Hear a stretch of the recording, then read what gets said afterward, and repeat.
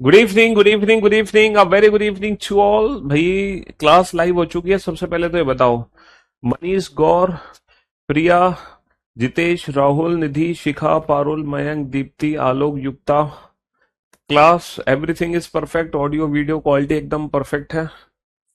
एक बार बता देना भैया। क्लास हमें पता नहीं चल पा रहा लाइव हुई है कि नहीं हुई है।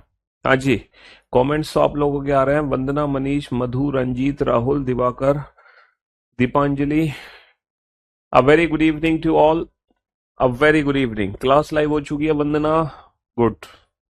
Saurabh, a very good evening to all. हाँ जी। तो हम लोग पढ़ रहे थे सीटिंग अरेंजमेंट टॉपिक। और सीटिंग अरेंजमेंट में सबसे पहले ना मैंने आप लोगों को ना क्लोज फॉर्म के क्वेश्चंस कराए।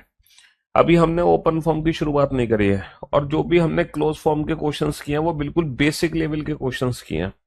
अभी तक हमने एक भी लेवल ऊपर नहीं उठाया है। सारे के सारे क्वेश्चंस बिल्कुल बेसिक लेवल के किए हैं, एकदम जीरो लेवल के क्वेश्चन क्लोज फॉर्म में, है ना। हालांकि हाँ, पहली क्लास बेटा बेसिक लेवल की क्लास थी। दूसरी जो क्लास थी वो एक स्टेप ऊपर थी।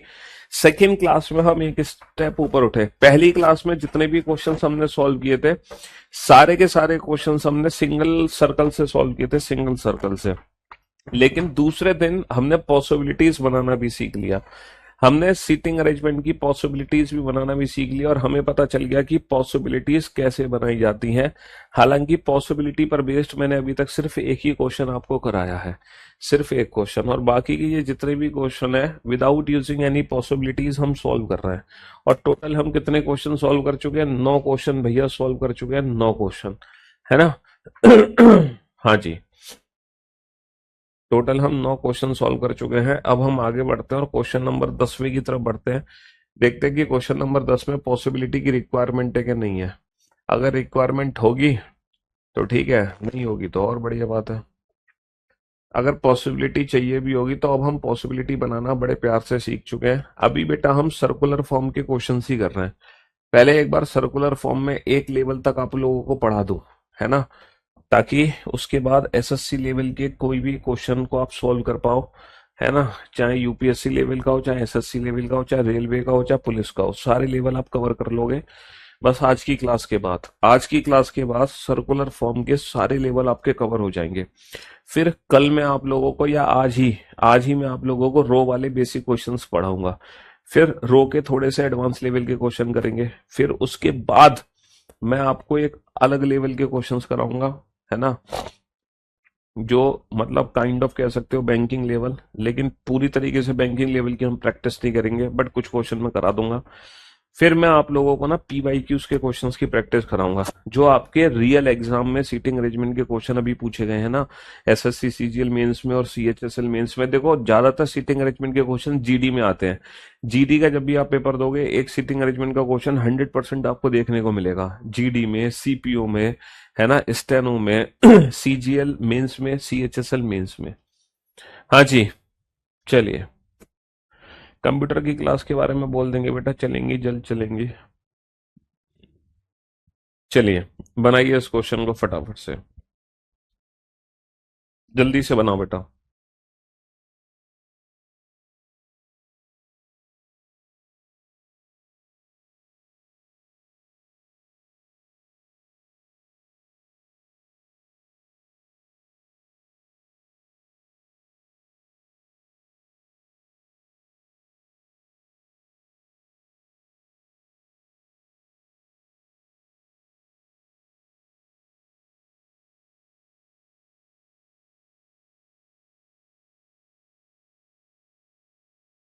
फटाफट से सॉल्व करो जल्दी से।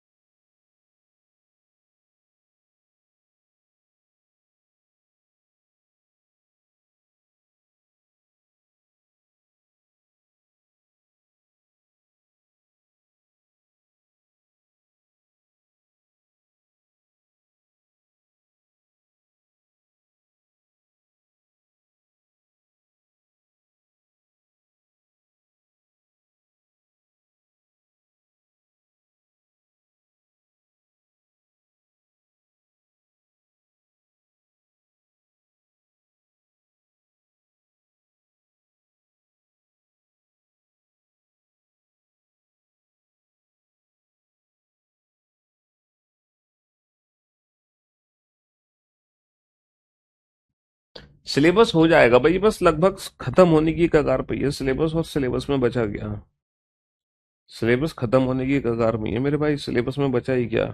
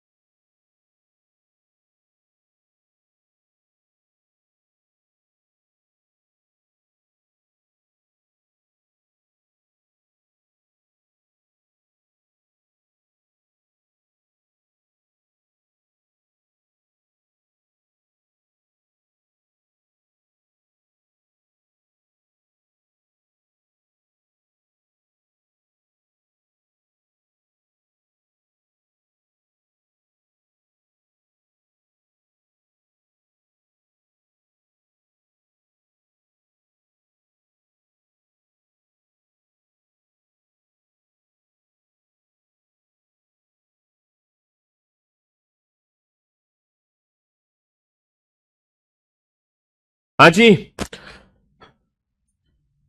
बन गई अरेंजमेंट, बहुत बढ़िया यार, गजब,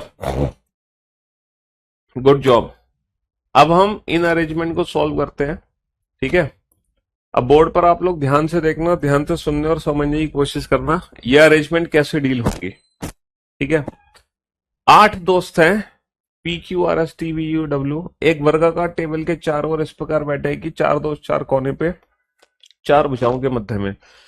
जो 4 दोस्त कोने पर बैठे हैं उनका मुख केंद्र की ओर है, जबकि जो भुजाओं के बीच में बैठे हैं उसका मुख केंद्र से बाहर की ओर है ना। क्वेश्चन क्या है, 4 बैठे हैं भुजाओं के कोने पर और 4 बैठे हैं भुजाओं के मध्य पर। जो लोग कोने पर बैठे हैं उनका मुख केंद्र की ओर है, जो कोने पर बैठे हैं उनका मुख केंद्र की ओर है, और जो भुजाओं के मध्य में बैठे हैं उनका मुख केंद्र से बाहर की ओर है, ठीक है। पहला पॉइंट है, पी जो केंद्र की ओर मुख करके बैठा है वी के दाहिनी ओर तीसरे स्थान पर है। पी का मुख ना केंद्र की तरफ है, ये भी पी हो सकता है, ये भी पी हो सकता है, ये भी पी का मुख केंद्र की तरफ है। और ये जो P है वो V के थर्ड राइट पर है, P who faces the center sits third to the right of V।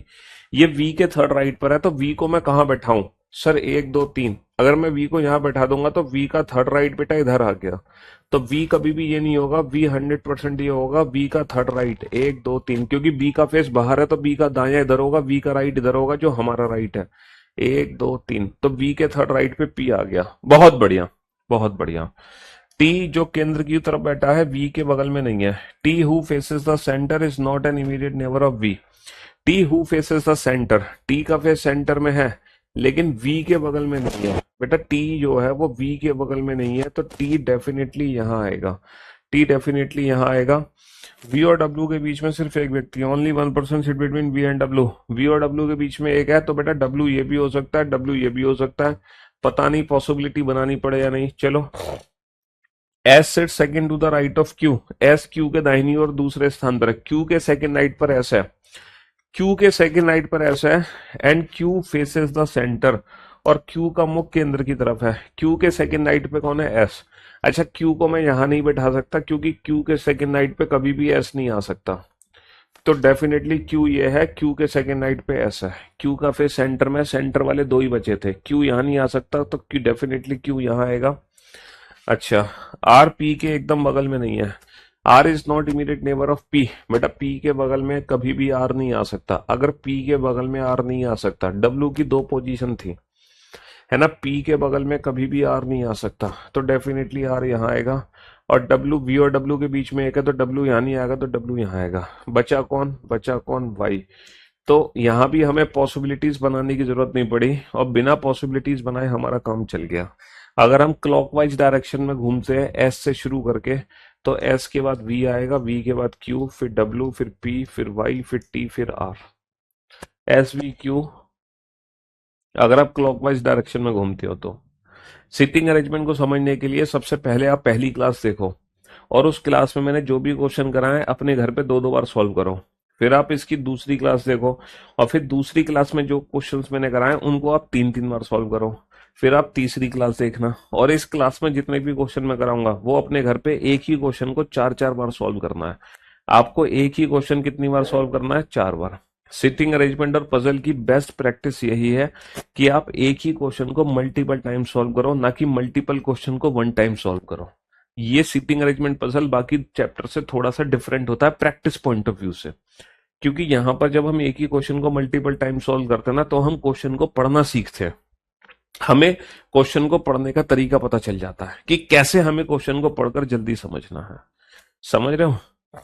Cube and qubit वाला चैप्टर नहीं हो रहा, क्या करें, उसकी पहली क्लास देखो, पहली क्लास में जितने भी क्वेश्चन कराएं दो दो बार सॉल्व करो। फिर आप दूसरी क्लास देखो, फिर दूसरी क्लास देखने से पहले पहली क्लास का रिवीजन करो, क्लास क्वेश्चन सॉल्व करो, फिर दूसरी क्लास देखो।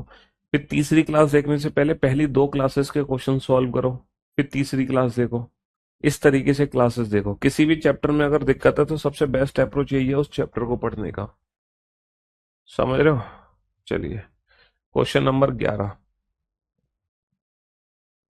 फाइनली हम पहुंच चुके हैं बेटा रो वाले क्वेश्चंस पर।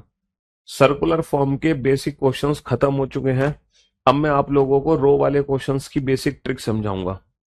सर्कुलर फॉर्म के सर्कुलर फॉर्म के सर्कुलर फॉर्म के, है ना, सर्कुलर फॉर्म के बेसिक क्वेश्चंस खत्म हो चुके हैं। अब हम रो वाले क्वेश्चंस करने जा रहे हैं। अब हम रो वाले क्वेश्चंस करने जा रहे हैं, समझ रहे हो? तो रो वाले क्वेश्चंस किस मेथड से सॉल्व होंगे मैं बताऊंगा। सर्कुलर फॉर्म हमने खत्म कर लिया, अब हम रो वाले क्वेश्चन शुरू कर रहे हैं। अब हम रो वाले पहले 10 क्वेश्चन बेटा सर्कुलर फॉर्म के बेसिक क्वेश्चन थे। अब हम शुरू करेंगे रो वाले क्वेश्चंस की बेसिक ट्रिक। फिर रो वाले की बेसिक क्लास करने के बाद फिर हम दोनों के एडवांस लेवल के क्वेश्चन कराएंगे। तो पहले तो बेटा आप कोशिश करो इस क्वेश्चन को बनाने की, है ना। हमें डाउट तभी होता है सर जब हम अच्छे से क्लास और रिवीजन नहीं करते हैं। डाउट होते ही क्लास के क्वेश्चंस करने पर सारे डाउट क्लियर हो जाते हैं खुद ही। ये यही तो मैं कहता हूँ बेटा, यही बोलता हूँ मैं आपको। अगर आपको कभी भी डाउट है ना, तो आप उस क्लास को अटेंड करो और क्लास के क्वेश्चन सॉल्व करो, आपके सारे डाउट खुद ही दूर हो जाएंगे। You are the best in the whole world. शुक्रिया, थैंक यू सो मच इतनी इज्जत देने के लिए, धन्यवाद आपका।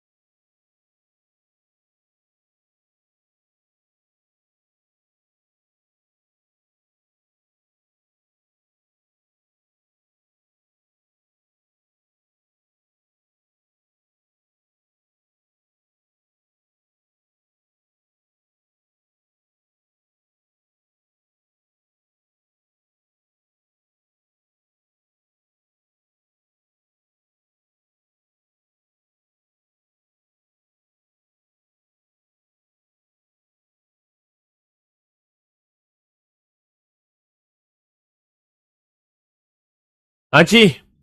चलिए साहब, मैं तो आपकी रिकॉर्डेड क्लास ही देखता हूँ, सुपर पढ़ाते हो सर, लव यू। जीके वाली बात को पूछकर बता दीजिए, स्टडी जी की क्लास रिकॉर्डेड करूं, क्यों अपलोड नहीं हो रही है? चलो पूछ लेंगे। सर मैंने पीजीबी कर लिया है, क्या मेरा एसएससी देना सही होगा? अटेम्प्ट कम है। अरे क्यों नहीं दे सकते हो, सीजीएल के कोई लिमिटेड अटेम्प्ट थोड़ी है। हाँ जी। अब हम सीखेंगे सर रो वाले क्वेश्चंस को हमें कैसे सॉल्व करना है। और रो वाले जो क्वेश्चंस हैं वो सर्कुलर फॉर्म से डिफरेंट क्वेश्चंस क्यों हैं? रो वाले क्वेश्चन सर्कुलर फॉर्म से डिफरेंट क्यों है, जरा ये चेक करते हैं। है ना, रो वाले क्वेश्चन सर्कुलर फॉर्म से डिफरेंट क्यों है? चलिए साहब, सर सर्कुलर फॉर्म में क्या होता है, पहले सर्किल बताते हैं, जितने लोग होते हैं सबको एक साथ बिठाकर क्वेश्चन शुरू कर देते हैं। लेकिन रो वाले क्वेश्चंस में दिक्कत पता है क्या है? हम रो बनाकर पहले व्यक्ति को अपनी मर्जी से कहीं भी नहीं बिठा सकते, ये दिक्कत है। 10% are sitting in two rows, five in each row, in such a way that one face exactly opposite to the other. Members of the first row facing north. देखो क्वेश्चन क्या दे रखा है, 10 व्यक्ति बैठे हैं, 5 लोगों का फेस तो नॉर्थ में है, और जिनका फेस नॉर्थ में है वो इन्होंने कही है कि वो पहली पंक्ति है, और 5 लोग ठीक इनके विपरीत बैठे हैं फेस साउथ करके। 10 लोग बैठे हैं और वो 10 लोग हैं A to J। है ना। अब बेटा रो वाले क्वेश्चन में पहले व्यक्ति को हम अपनी मर्जी से कहीं भी नहीं बिठा सकते। सर्कुलर फॉर्म में हम पहले व्यक्ति को अपनी मर्जी से कहीं भी बिठा सकते हैं, पहली बार आपको लाइव देख रहा हूं। लेकिन रो वाले क्वेश्चंस में हम पहले व्यक्ति को अपनी मर्जी से कहीं भी नहीं बिठा सकते, तो सर क्वेश्चन बनेगा कैसे? अच्छा ये बताओ, जिनका फेस नॉर्थ में है उसके राइट और लेफ्ट हैंड हमारे अकॉर्डिंग, जो इसका राइट वो हमारा राइट, जो इसका लेफ्ट वो हमारा लेफ्ट। है ना। और जिसका फेस साउथ में है उसके राइट लेफ्ट हमसे अपोजिट। अब जो हमारा राइट है वो इसका लेफ्ट होगा, और जो हमारा लेफ्ट है वो इसका राइट होगा। चलिए, तो रो वाले क्वेश्चन बनाने कैसे हैं? B sits in the first row to the immediate right of H. B पहली पंक्ति में है, एच के तुरंत दाईं ओर। पहली पंक्ति बेटा फेसिंग नॉर्थ। बी एच के तुरंत दाईं ओर है, तो डेफिनेटली जो एच है उसका भी फेस नॉर्थ में होगा, वो भी पहली पंक्ति में, यानी कि फेसिंग नॉर्थ है। और एच के तुरंत दाईं ओर कौन है? एच के तुरंत दाईं ओर बी है। अगर बेटा 2 लोगों का फेस नॉर्थ में है तो डेफिनेटली 2 लोगों का फेस साउथ में होगा, ये पहला पॉइंट कंप्लीट हो गया। हु वर्ड किसके लिए? एच के लिए। H sits exactly opposite to D. जो की वर्ड किसके लिए? एच के लिए। एच जो है डी के ठीक सामने बैठा है। एच किसके ठीक सामने है? डी के ठीक सामने है। तो रो वाले क्वेश्चंस में क्या करते हैं, हम एक एक करके लोगों को बैठाते हैं। सर्कुलर फॉर्म में तो क्या करते हैं, एक साथ सबको बैठा दो और पहला व्यक्ति कहीं भी बिठाकर क्वेश्चन शुरू कर दो। लेकिन रो वाले क्वेश्चंस में हम क्या करते हैं, एक एक करके लोगों को बैठाते हैं। समझ रहे हो? सी दूसरी पंक्ति के अंतिम किनारे पर है। C is at extreme end of the second row. अच्छा ये बताओ, हमारे क्वेश्चन के अकॉर्डिंग ये पहली पंक्ति है, ये दूसरी पंक्ति है, तो दूसरी पंक्ति के किनारे पर सी है, हमें नहीं पता सी यहां भी आ सकता है, यहां भी, हम डिसाइड नहीं कर सकते। और वर्ड किसके लिए? सी के लिए। सी डी के बाएं दूसरे स्थान पर है, and is second to the left of D. अब देखो डी को मैं ऑलरेडी बैठा चुका हूं, तो इसके सेकेंड लेफ्ट पे मैं सी को बैठा सकता हूं। और इसका जो लेफ्ट होगा, क्योंकि इसका फेस साउथ में है, तो जो इसका लेफ्ट है वो हमारा राइट है। इसका सेकंड लेफ्ट बेटा 1 2, इसके सेकंड लेफ्ट पे कौन है? सी, जो कि हमारा राइट है। और 1% फेस साउथ है तो 1% फेस नॉर्थ भी होगा। अच्छा सी जो है वो किनारे पर है, अगर सी किनारे पर है तो कोई भी इधर नहीं बैठ सकता, क्योंकि फिर सी किनारे पर नहीं आएगा। सी किनारे पर है तो जो बाकी के 2 लोग बैठाने हैं वो डेफिनेटली वो इस साइड आएंगे, बाकी के 2 लोग इस साइड आएंगे, तभी सी किनारे पर आ सकता है। और 2 लोग आ गए फेस साउथ। ए डी के तुरंत दाईं ओर है और एफ के ठीक सामने है। A is to the immediately right of D and exactly opposite to F.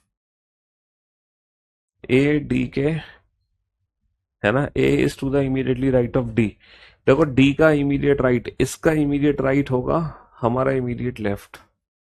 है ना।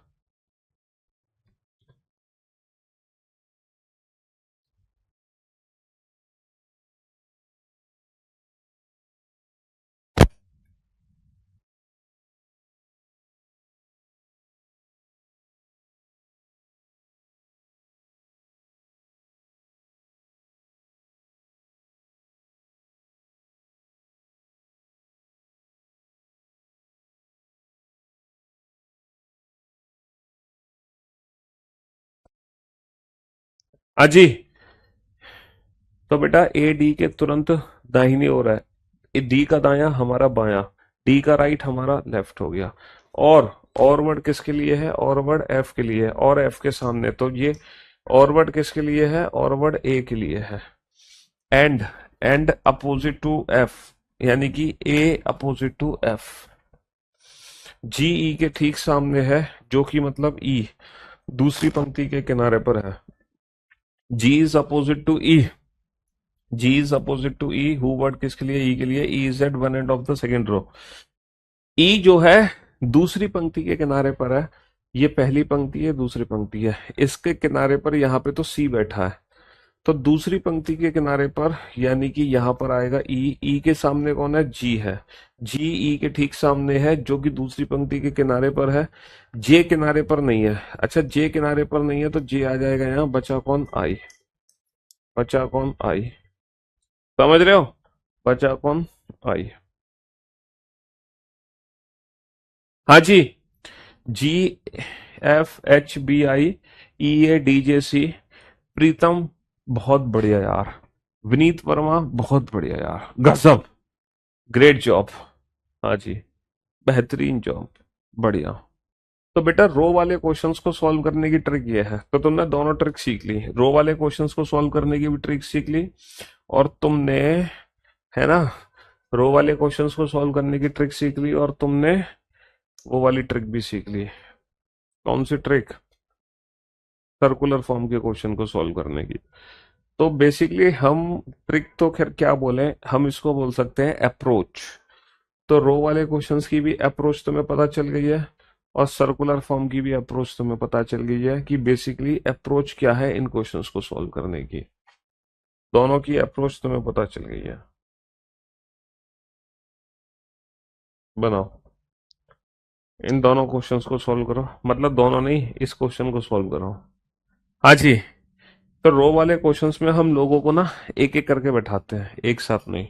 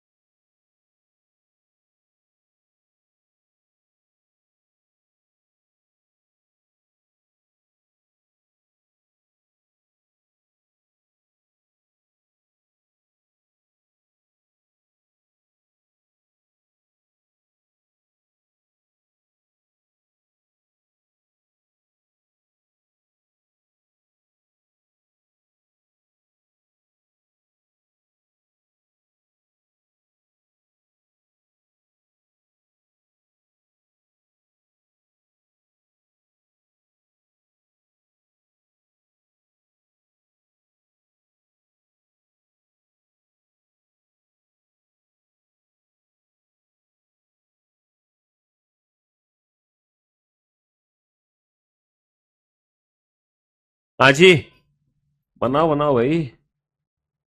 सीजीएल बेटा 6 महीने की तैयारी से क्रैक हो जाता, और कितनी तैयारी करोगे तुम? बस 6 महीने की तैयारी बहुत है।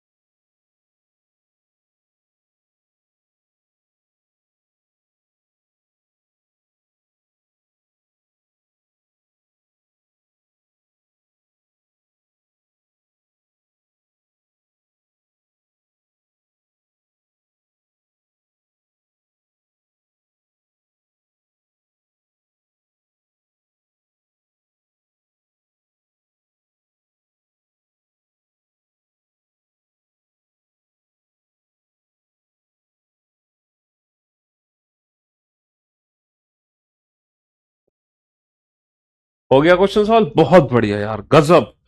दीपांजलि, जीवन, सार्थक, राहुल, पवन, निधि, शिखा, आलोक, श्याम, गौरी, निधि, वेल डन, गुड जॉब, बेहतरीन जॉब, बेहतरीन जॉब। 10 व्यक्ति हैं, ठीक है, 5 लोगों का फेस साउथ में है, 5 लोगों का फेस नॉर्थ में है। 1 2 3 4 5, 1 2 3 4 5, है ना? Member of X team is exactly opposite to the Y. Member of X team are facing north. ये X टीम के मेंबर है और ये Y टीम के मेंबर है। हमें नहीं पता कौन किस टीम में है। ए से लेके जे तक बैठा दो सबको। पहला पॉइंट है डी ए के दाहिनी और तीसरा है D is third to the right of A. आपको नहीं पता बेटा ए जो है किस टीम का मेंबर है, तो पहली पॉसिबिलिटी है कि ए को साउथ मान लो। ए के दाहिनी और तीसरे स्थान पर डी, इसका दाया इसका राइट हमारा लेफ्ट होगा, इसका दाया हमारा बाया होगा, इसका डी ए के दाहिनी और तीसरे स्थान पर D is third to the left, D is third to the right of A, इसका right 1 2 3, D is third to the right of A, 1 2 3, D is third to the right of A. और ये और word किसके लिए है? और word D के लिए है। डी जी के एकदम सामने है। डी किसके सामने है? जी के। तो पहली पॉसिबिलिटी थी कि हमने ए को साउथ माना, दूसरी पॉसिबिलिटी है ए को नॉर्थ मानो। ए का थर्ड राइट 1 2 3, ए के थर्ड राइट पे डी है और डी किसके सामने बैठा है? ए के थर्ड राइट पे डी है और डी किसके सामने बैठा है? डी किसके सामने बैठा है? जी के। 1 2 3, है ना? बी जी के दाई को बैठा है ना? D is third to the right of A and sit exactly opposite to G, and sits exactly opposite to G. B sits immediately right of G. B G के इमीडिएट राइट हैंड पर है। देखो G का immediate right hand पे B ये है, G का right हमारा लेफ्ट होगा, G के इमीडिएटली राइट हैंड पर B है और उसका मुख दक्षिण की ओर है। ये और वर्ड किसके लिए है? बी के लिए। बी का मुख दक्षिण की ओर है जबकि यहाँ पर बी का फेस नॉर्थ में है, तो ये वाली पॉसिबिलिटी गलत हो गई। ये वाली जो संभावना है वो गलत हो गई, ये सही है। एच बी के दाहिनी और तीसरे स्थान पर है। H is third to the right of B, H is third to the right of B, B का राइट हमारा लेफ्ट। 1 2 3, इसके सामने एक है। और वर्ड किसके लिए है? एच के लिए। एच एफ के ठीक सामने है। एच के किसके सामने है? एफ के ठीक सामने है। सी ए व ई के बीच में है। ए व ई के बीच में कौन है? सी है। ए व ई के बीच में सी है। और वर्ड किसके लिए है? सी के लिए है। सी आई के सामने है। सी ए व ई के बीच में है और सी किसके सामने है? आई के सामने है। बचा कौन? जे। तो ये अरेंजमेंट हमारी कंप्लीट हो गई। H J I B G और F A C E D, H J I B G और F A C E D, ये अरेंजमेंट हमारी कंप्लीट हो गई। बहुत बढ़िया।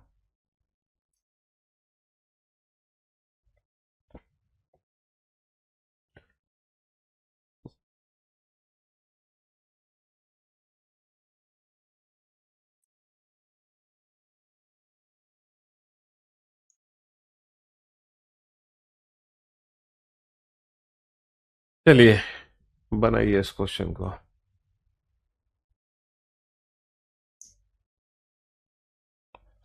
बनाओ क्वेश्चन नंबर 13 जल्दी से। नेक्स्ट बनाइए इसको।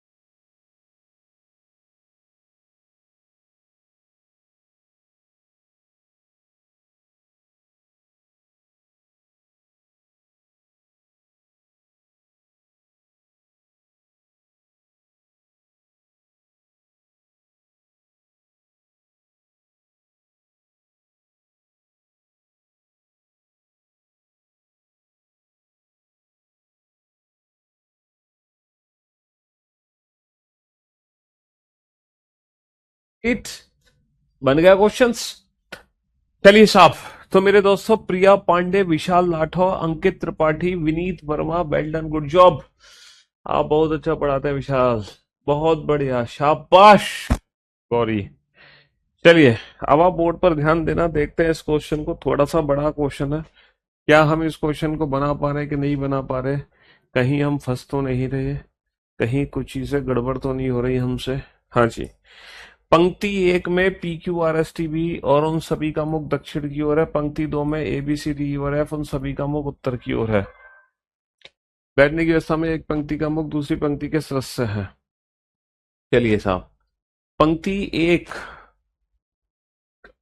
एक पंक्ति में बैठे व्यक्ति सदस्य का मुख दूसरी पंक्ति के बैठे के उन सभी का मुख उत्तर की ओर है। पंक्ति दो में बैठे हैं। अच्छा, पंक्ति दो वाले उत्तर हैं, एक दो तीन चार पाँच छः। ये पंक्ति दो में है, इन सबका फेस उत्तर की तरफ है, और ये है A B C D E F. एक दो तीन चार पाँच छः, ये पंक्ति एक है और सभी का मुख दक्षिण की तरफ है। बहुत बढ़िया। पहला पॉइंट है, ए डी के दाहिनी और तीसरे स्थान पर है। A sits third to the right of D.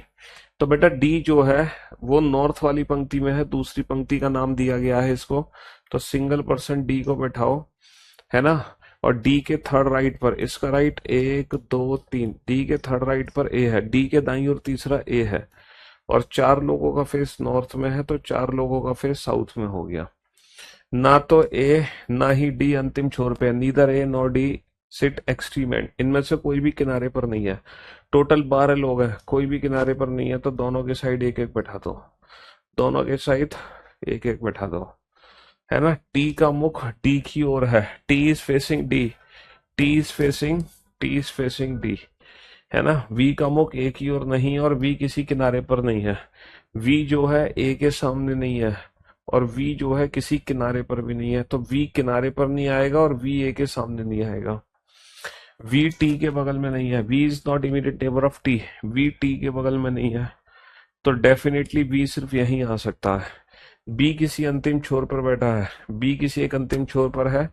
B व ई के बीच में केवल दो व्यक्ति हैं, ई जो है बी के सामने नहीं है। देखो बी या तो यहाँ पर है या तो यहाँ पर है। बी अगर यहाँ पर है तो बी और ई के बीच में दो लोग हैं, तो ई आ जाएगा यहाँ, बी और ई के बीच में दो लोग हैं। लेकिन जो ई है वो कभी भी वी के सामने नहीं आ सकता। इसका मतलब जो है, हमने बी को इस किनारे पर गलत बैठा दिया। बी इस किनारे पर है, बी व ई के बीच में दो लोग हैं, ई जो है बी के सामने नहीं आया। आर और क्यू के बीच केवल दो व्यक्ति हैं, आर और क्यू के बीच दो हैं। आर को मैं यहाँ नहीं मिटा सकता क्योंकि आर और क्यू के बीच दो नहीं आ सकते, तो डेफिनेटली आर और क्यू यहाँ दोनों आएंगे। आर और क्यू ये दोनों हैं, है ना। आर टी के बगल में नहीं बैठा, आर और क्यू ये दोनों है, लेकिन जो आर है वो टी के बगल में नहीं है, तो डेफिनेटली ये आर है, तो इसको बनना पड़ेगा क्यू। सी वी के सामने नहीं है, सी वी के सामने नहीं है, वी के सामने सी नहीं है, तो सी आ गया यहाँ।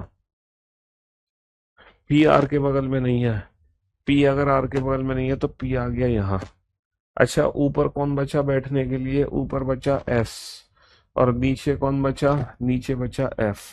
तो ये अरेंजमेंट हमारी कंप्लीट हो गई, ये अरेंजमेंट हमारी फाइनल अरेंजमेंट कंप्लीट हो गई, ये अरेंजमेंट हमारी कंप्लीट हो गई। P T Q V S R C D E F, C D E F A B. बहुत बढ़िया Saurabh Chauhan, well done, good job, बेहतरीन जॉब विनीत वर्मा, शाबाश, वेरी गुड, ग्रेट जॉब।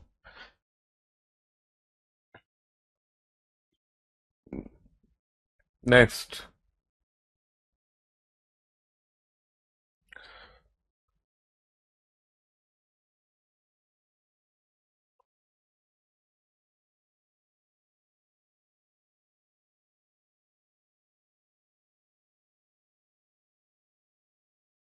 चलिए, नेक्स्ट क्वेश्चन बनाइए।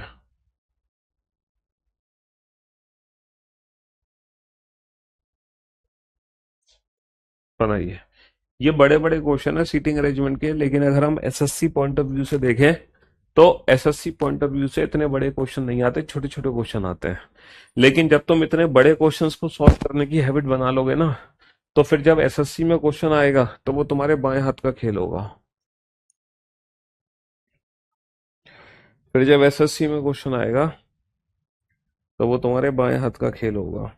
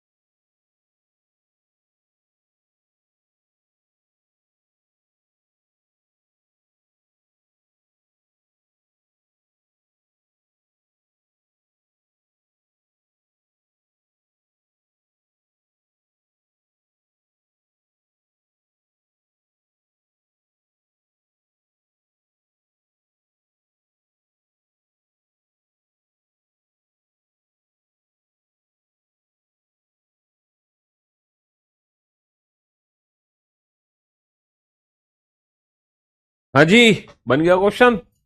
चलिए साहब, अब आप बोर्ड पर ध्यान देना और ध्यान से सुनने और समझने की कोशिश करना। ठीक है। 12 लोग हैं। बहुत अच्छी बात है, 12 लोग हैं। 6 लोगों का फेस नॉर्थ में, 6 लोगों का फेस साउथ में, है ना।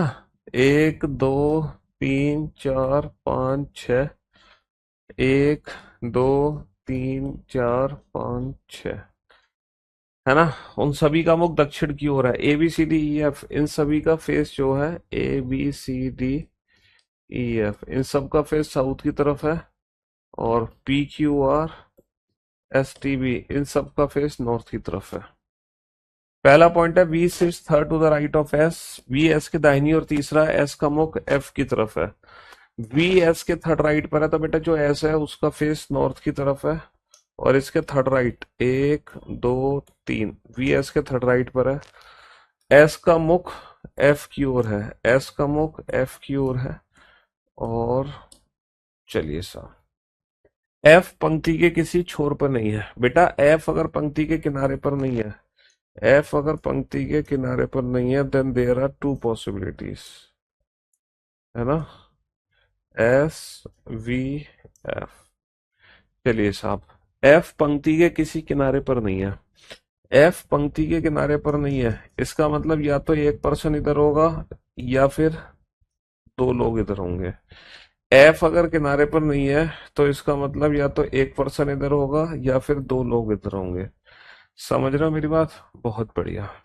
अगर एक इधर है तो एक इधर भी होगा, तो नीचे भी हो गए दो। हमने दोनों ही संभावनाएं बना ली। एफ अगर पंक्ति के किनारे पर नहीं है, then there are two possibilities, दोनों ही पॉसिबिलिटी बना ली हमने, है ना। हाँ जी।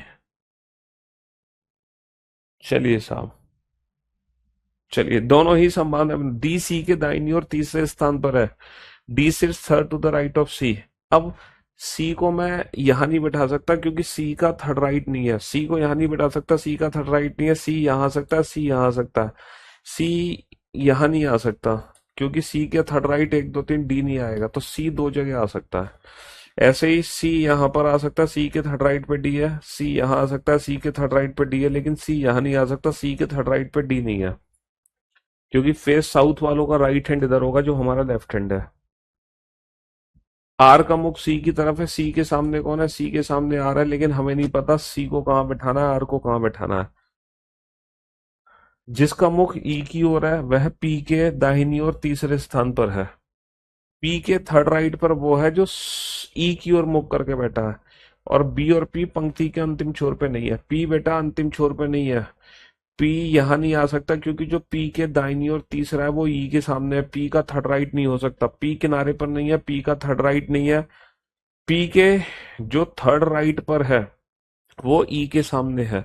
अच्छा, पी किनारे पर नहीं आएगा तो पी ना तो यहां आएगा, पी किनारे पर नहीं है तो ना तो पी यहां आएगा ना तो पी यहां आएगा, क्योंकि पी किनारे पर नहीं है। पी यहां नहीं आ सकता क्योंकि पी का कोई थर्ड राइट नहीं है, तो डेफिनेटली पी यहां आएगा। और जो पी का थर्ड राइट है एक दो तीन, वो किसके सामने है? वो ई के सामने है। तो अगर ये ई है तो डेफिनेटली ये सी है, और सी के सामने कौन था? आर। अच्छा यहां बैठाओ, पी किनारे पर नहीं है, पी यहां नहीं आ सकता, पी यहां नहीं आएगा, पी का कोई थर्ड राइट नहीं है। पी यहां नहीं आएगा, पी का कोई थर्ड राइट नहीं है, पी किनारे पर नहीं आ सकता, तो 100% पी यहाँ है। और जो पी का थर्ड राइट है एक दो तीन, इसके सामने कौन है? ई। तो बेटा ये सी नहीं होगा, ये ई होगा। और अगर ये ई है, अगर ये ई है, अगर ये ई है तो डेफिनेटली ये सी, और सी के सामने कौन है? आर। अभी तक मेरी दोनों ही पॉसिबिलिटी ठीक है, दोनों ही पॉसिबिलिटी ठीक है। टी वी के बगल में नहीं बैठा, T is not immediate neighbour of V. T V के बगल में नहीं है तो टी आ जाएगा यहाँ, टी वी के बगल में नहीं है, टी आ जाएगा यहाँ। बचा कौन? क्यू। बचा कौन? क्यू। अभी तक मेरी दोनों ही पॉसिबिलिटीज ठीक है। ए सी के बगल में नहीं है ना। ए अगर सी के बगल में नहीं है तो ए को मैं यहाँ बैठा दूंगा। ए अगर सी के बगल में नहीं है तो ए कहीं भी आ सकता है। बहुत बढ़िया। अच्छा, बी और पी दोनों किनारे पर नहीं थे। अगर बी किनारे पर नहीं है तो बी डेफिनेटली यहाँ आएगा, और बी किनारे पर नहीं है तो बी कहीं भी आ सकता है। हमने कुछ पॉइंट गड़बड़ कर दी क्या? कोई पॉइंट हमसे छूट गया क्या? है? क्यों भाई, कोई पॉइंट हमसे छूट गया क्या?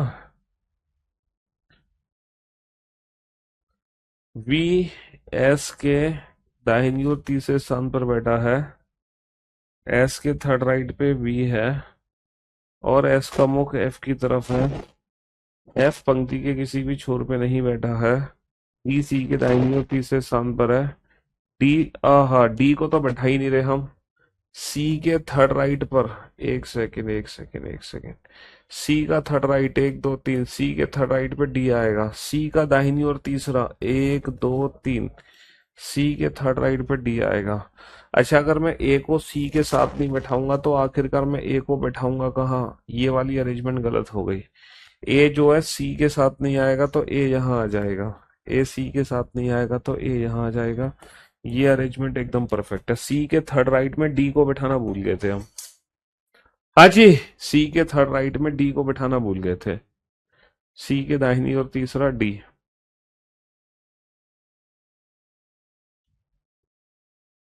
ये वाली अरेंजमेंट एकदम परफेक्ट है। तो मेरे दोस्तों, मेरे भाइयों, मेरे जिगर के टुकड़ों, पहली क्लास में हमने सर्कुलर फॉर्म के बेसिक क्वेश्चन किए, दूसरी क्लास में हमने एक स्टेप ऊपर हो गए, तीसरी क्लास में हमने रो के बेसिक क्वेश्चंस किए। जो चौथी क्लास होगी यानी कि कल की, कल हम रो के थोड़े एडवांस लेवल के क्वेश्चन करेंगे। फिर परसों, यानी कि वीकेंड का वार है ना, परसों फ्राइडे, परसों मैं आपको और एडवांस लेवल के क्वेश्चन कराऊंगा। और फिर मंडे को मैं आपको सीटिंग अरेंजमेंट की पी वाई क्यूज की प्रैक्टिस कराऊंगा। ठीक है, चलिए, शुक्रिया, thank you so much, love you guys, love you और goodbye, thank you so much, take care. आज की सेवा यही समाप्त करते हैं।